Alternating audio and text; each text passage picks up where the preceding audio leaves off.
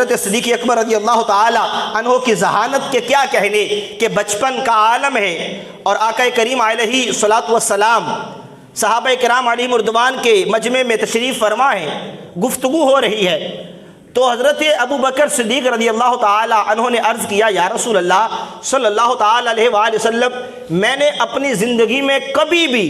کسی بت کے آگے سجدہ نہیں کیا۔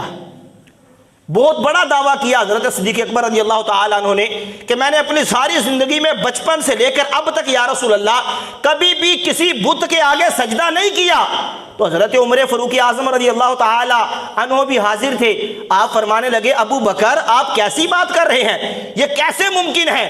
کہ آپ عرب میں رہتے ہو اور کسی بت کے آگے آپ نے سجدہ نہ کیا ہو بچپن میں، یہ کیسے ہو سکتا ہے؟ حضرت عمر فاروق اعظم رضی اللہ تعالی عنہ نے یہ تعجب اس وجہ سے کیا کہ اس وقت عرب میں یہ صورتحال تھی کہ ہر گھر میں بت موجود تھے، یہاں تک کہ کعبہ کی دیواروں کے ساتھ بھی بت لگے ہوئے تھے۔ تو حضرت عمر یہ فرما رہے تھے یہ کیسے ممکن ہے کہ اس صورتحال میں، اس نازک دور میں، اس فتنے والے دور میں، اس کفر و شرک والے زمانے میں کوئی بندہ بتوں سے محروم رہ جائے اور وہ بتوں کو سجدہ نہ کرے۔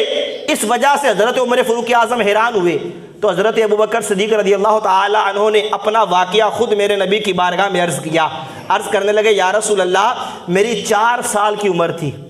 آج غور کریں کہ چھوٹا بچہ 4 سال کا ہو اسے تو روٹی بھی نہیں کھانی آتی، اور بعض تو ایسے ہوتی ہے کہ 4 سال کے بچے بھی فیڈ کر رہے ہوتے ہیں، لیکن قربان جائیے حضرت صدیق اکبر کی ذہانت پر 4 سال عمر ہے۔ میرے نبی کی بارگاہ میں عرض کرتے ہیں یا رسول اللہ جب میں 4 سال کا تھا میرا باپ ابو قحافہ مجھے پکڑ کے بت خانے لے گیا اور جا کر بتوں کے سامنے کھڑا کر کر کہنے لگا اے ابو بکر یہ تیرے بلند و بالا خدا ہے، ان کو سجدہ کرو۔ یہ کہہ کر میرا باپ کسی کام سے باہر چلا گیا، میں بتوں کے سامنے یا رسول اللہ کھڑا تھا، تو میں نے بتوں سے کہا اے بتوں میں بھوکا ہوں مجھے کھانا کھلاؤ۔ اب وہ بت، وہ مورتی، وہ بے جان پتھر وہ کیا جواب دیتے؟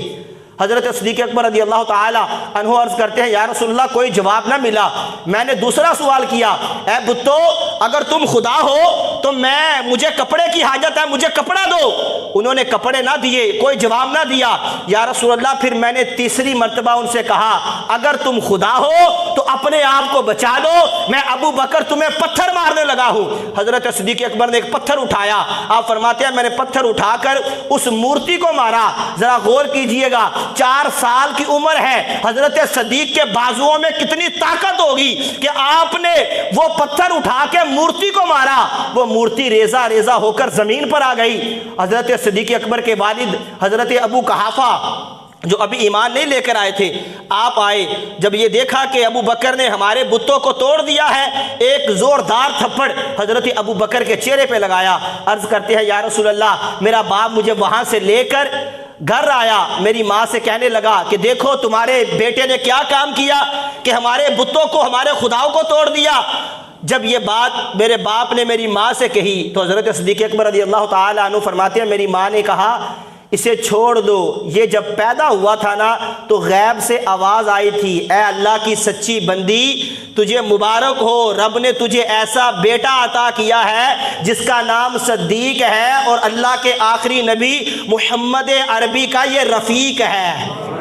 تو اسے چھوڑ دو اس کے حال پہ۔ جب یہ گفتگو میرے محبوب کی بارگاہ میں حضرت صدیق اکبر رضی اللہ تعالی عنہ نے کی اور اپنا یہ واقعہ سنایا 4 سال کی عمر کا، تو